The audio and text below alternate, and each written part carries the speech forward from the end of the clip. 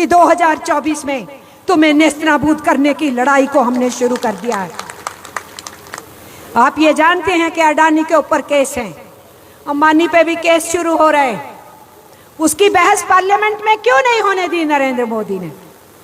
इसलिए नहीं होने दी कि जो जांच कमेटी बैठेगी उसका हाथ जब किसी की गर्दन पकड़ने लगेगा ना, वो अडानी की गर्दन की तरफ जाते जाते नरेंद्र मोदी की गर्दन तक पहुंच जाएगा।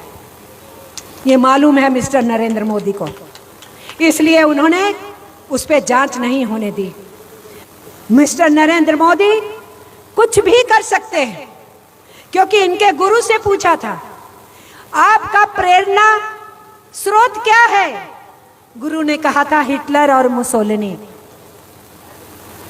मिस्टर मोदी, मिस्टर अमित शाह, हम नहीं कह रहे, आपके गुरु ने कहा आप हिटलर और मुसोलिनी के चेले हो। हिटलर ने अपनी पार्लियामेंट में आग लगवा के वहां की कम्युनिस्ट पार्टी पे दोष लगाया था, ताकि कम्युनिस्ट पार्टी को प्रतिबंध करके कम्युनिस्टों को जेल में ठूसा जाए, उसके बाद सोशलिस्ट डेमोक्रेट्स को जेल में ठूसा जाए। और यहूदियों पे तो जुल्म चल ही रहा था, जिस तरीके से हिंदुस्तान में मुस्लिम्स और क्रिश्चियंस को टारगेट बनाने की कोशिश की जा रही है। इसलिए हम ये कहना चाहते हैं आप साथियों से, हमें कोई खौफ नहीं है, हमें कोई डर नहीं है। हम इस हुकूमत को बताना चाहते हैं, तुम अगर पहचानते हो कि तुम्हारी लाल झंडे से दुश्मनी है, तो हम भी पहचानते हैं कि हमारी तुमसे दुश्मनी है। कि प्रधानमंत्री कॉर्बेट पार्क में 4 घंटे के लिए शूटिंग में बिजी थे, ये आवाम को बताना पड़ेगा। हिंदुस्तान जैसे बड़े देश का प्रधानमंत्री अगर 4 घंटे अपने को पूरे कम्युनिकेशन से दूर रख के शूटिंग में बिजी है, इससे बड़ा कोई अपराध नहीं हो सकता। सेल्फ इमेज बनाने में वो वहां लगे थे। अभी तो ये हादसा हुआ था पुलवामा का, अगर इससे बड़ी घटना होती, 1-2 देशों का हिंदुस्तान पे हमला होता और प्रधानमंत्री गायब होते, कम्युनिकेशन नहीं हो सकता होता उनसे, तो हिंदुस्तान की स्थिति क्या होती? ये बहुत बड़ा अपराध था मिस्टर नरेंद्र मोदी की तरफ से। और उस 4 घंटे से बाहर निकल के जब उनको पता लगा कि गवर्नर सत्यपाल मलिक ने कुछ स्टेटमेंट दिया है और विपक्ष वाला सवाल कर रहा है सरकार के ऊपर, तो मिस्टर नरेंद्र मोदी ने सत्यपाल मलिक को फोन करके चुप करा दिया। हमें कोई शक और शुबा नहीं है कि मिस्टर नरेंद्र मोदी की सरकार कुछ भी करने की कोशिश करेगी दोबारा चुनाव जीतने के लिए। 2019 का उदाहरण हमारे सामने है। इनकी सरकार उखड़ रही थी, तभी पुलवामा हुआ, तभी बालाकोट हुआ, और तभी साम दंड भेद सब चीज का इस्तेमाल हुआ। सब कुछ इस्तेमाल के बावजूद, देशभक्ति का पूरा हंगामा के बावजूद, केवल 37% वोटों पे ये बहुमत लेकर के बैठ गए। जब पार्लियामेंट का उद्घाटन हुआ तो राष्ट्रपति महिला को पूछा ही नहीं। और नरेंद्र मोदी तो इस तरीके से पार्लियामेंट नई का उद्घाटन कर रहे थे जैसे किसी राजा का अभिषेक हो रहा हो, किसी एक राजा से दूसरे राजा के हाथ में जो है सत्ता का हस्तांतरण हो रहा हो। जिस सिंगोल की उन्होंने बात की, उस सिंगोल का हिंदुस्तान में जब पार्लियामेंट में अंग्रेजों से सत्ता हासिल की गई, उसमें तो कोई रोल नहीं था। Sengol one of the item भेंट थी जो रखी गई थी। पर नरेंद्र मोदी ने जिस तरीके से दंडवत प्रणाम करके धर्मनिरपेक्षता की धज्जियां उड़ाए और जिस ढंग से, भोंडे ढंग से वो फंक्शन किया, और साथ में अखंड भारत नाम से जो बड़ा एक नक्शा बना दिया, जिसमें अफगानिस्तान, नेपाल, श्रीलंका, बांग्लादेश सभी को शामिल कर दिया है, म्यांमार को भी, बर्मा को भी शामिल कर दिया है, और उसको अखंड भारत के नक्शे को लगा दिया है नई पार्लियामेंट में। अब बांग्लादेश की सरकार ने लिखा है, नेपाल की सरकार ने कहा है, अब श्रीलंका की सरकार बात करेगी, पाकिस्तान और अफगानिस्तान की सरकार बात करेगी कि तुम क्या चाहते हो। तुम्हारे अखंड भारत का मतलब यह है कि इन सबको तुम जबरदस्ती कब्जा करोगे। G20 की बातें करते हो, और G20 कोई तो इनको 22 में मिल रही थी वो सीट, इन्होंने खुद 23 में ली, क्योंकि 24 में चुनाव है और पूरे देश में आपकी जनता से लिया हुआ जो टैक्स का पैसा है वो करोड़ों रुपए बहाया जा रहा है G20 की कैंपेन के नाम पे। है क्या वो बोला? पूरी दुनिया के लगभग 200 देश हैं, उनमें से 20 देशों का एक गुट है जिसके अंदर हिंदुस्तान भी बड़ी देश में देर से शामिल किया गया था। उन 20 देशों की सरकारों की बारी बारी से अध्यक्षता आनी है, तो हिंदुस्तान की बारी भी आनी थी और वो पिछले साल थी। नरेंद्र मोदी रिक्वेस्ट करके इस साल ले लिए। क्यों इस साल लिए? मैंने बोला आपको अगले साल चुनाव है, और वो पूरे देश में उनके अंधभक्त प्रचार कर रहे हैं। इतना महान काम कर दिया मोदी जी ने, दुनिया के प्रधान बना दिया। अरे हिंदुस्तान ने गुट निरपेक्ष आंदोलन शुरू किया, 160 देश उसमें थे, हिंदुस्तान को क्रेडिट जाता है, हिंदुस्तान ने शुरू किया, हिंदुस्तान उसका लीडर भी रहा, क्यूबा उसका लीडर रहा, दुनिया की हस्तियां लीडर रही। ये G20 में मुख्य देश तो बड़े पूंजीवादी देश है, जो हमारी बाजारों और मंडियों को छीनना चाहते हैं, जो हमें फिर से गुलाम बनाना चाहते हैं, जिनकी हमारी धन दौलत के ऊपर नजर लगी हुई है। उनकी बगल में बैठ के नरेंद्र मोदी हिंदुस्तान की पूंजी का सौदा कर रहे हैं और देश की आवाम को G20 के बोर्ड लगा के पूरे देश में भ्रमित कर रहे हैं कि उन्होंने बहुत बड़ा महान काम कर दिया है।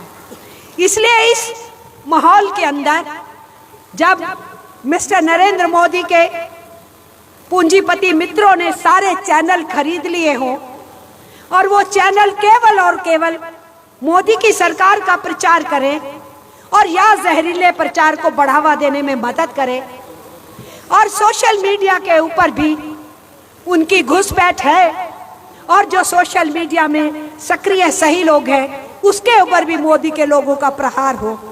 ऐसी परिस्थिति के अंदर वो जो इमेज बना रहे हैं उस इमेज के खिलाफ बहुत मेहनत की जरूरत है। सच्चाइयों को जनता तक अगर पहुंचाना है तो बहुत मेहनत की जरूरत है, संगठित आंदोलन की जरूरत है, घर घर प्रचार की जरूरत है, प्रसार की जरूरत है। ये छोटा काम नहीं है। इसलिए आप अपना ही टेलीविजन हो, अपना ही रेडियो हो, अपना ही अखबार हो, आपको इन सारे कामों को करना होगा। इसमें आपके लोकल अखबार आपको मदद दे सकते हैं, सोशल मीडिया कुछ हद तक बीच में से उसके कुछ चैनल्स मदद दे सकते हैं, पर काम किसको करना है? काम हम आवाम को करना है, जनता को करना है, समाज के अलग अलग हिस्सों को करना है जिनको मोदी की सरकार ने प्रताड़ित किया है। इस बैकग्राउंड के अंदर आज हमारा ये 23वां सम्मेलन हो रहा है। हमें कोई शक और शुबा नहीं है कि मिस्टर नरेंद्र मोदी की सरकार कुछ भी करने की कोशिश करेगी दोबारा चुनाव जीतने के लिए। 2019 का उदाहरण हमारे सामने है। इनकी सरकार उखड़ रही थी, तभी पुलवामा हुआ, तभी बालाकोट हुआ, और तभी साम दंड भेद सब चीज का इस्तेमाल हुआ। सब कुछ इस्तेमाल के बावजूद, देशभक्ति का पूरा हंगामा के बावजूद, केवल 37% वोटों पे ये बहुमत लेकर के बैठ गए। 63% वोटर ने बीजेपी को नहीं चुना, लेकिन अपोजिशन यूनाइटेड नहीं थी, ये कुर्सी पे बैठ गए। तब हमने कहा था, जब पुलवामा हुआ था, हम लोगों ने सवाल खड़ा किया था कि फौजी मांग रहे थे हेलीकॉप्टर, क्यों नहीं दिए? बख्तरबंद गाड़ी मांग रहे थे, क्यों नहीं दी? क्यों नरेंद्र मोदी की सरकार सारी सीआईडी की रिपोर्ट के ऊपर आंख बंद करके बैठी रही? क्या वो चाहते थे कि यह घटना जरूर होनी चाहिए, हमारे फौजी मरने चाहिए, और फिर उस हमदर्दी में देशभक्ति का नारा उठा के वो जीतने की कोशिश करें?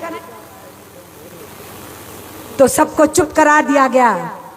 ये कहा गया हम लाल झंडे वाले तो चुप नहीं हुए, लेकिन बहुत सारी पार्टियों को चुप करा दिया गया ये कह के कि तुम फौज को चुनौती दे रहे हो, देश के ऊपर खतरा है, तुम सरकार के ऊपर सवाल खड़ा कर रहे हो। और हम हवा में तीर नहीं चला रहे थे।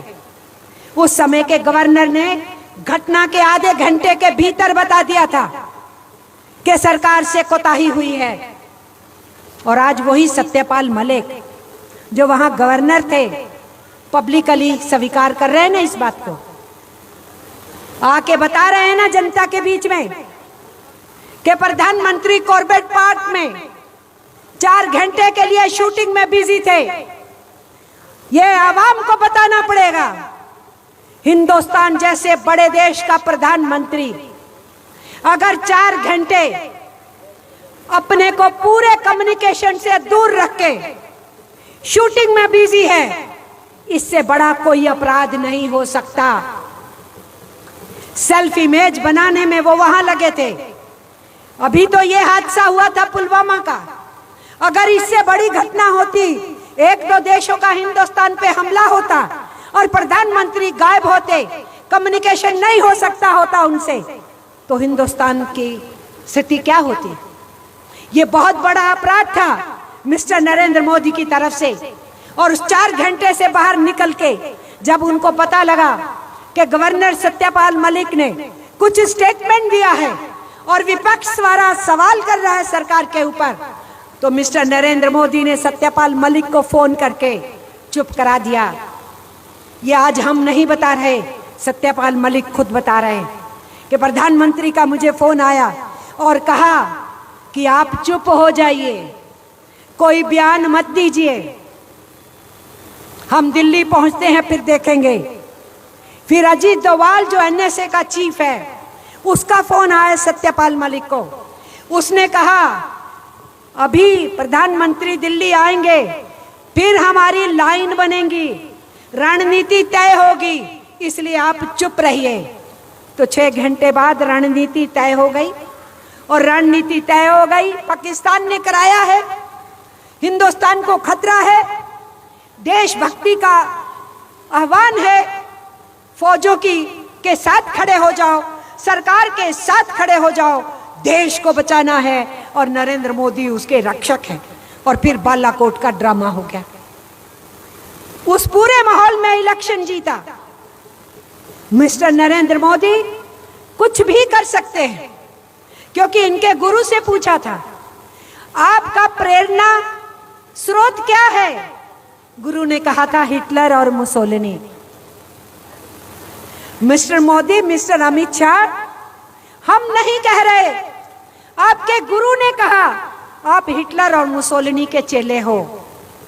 हिटलर ने अपनी पार्लियामेंट में आग लगवा के वहां की कम्युनिस्ट पार्टी पे दोष लगाया था, ताकि कम्युनिस्ट पार्टी को प्रतिबंध करके कम्युनिस्टों को जेल में ठूसा जाए, उसके बाद सोशलिस्ट डेमोक्रेट्स को जेल में ठूसा जाए।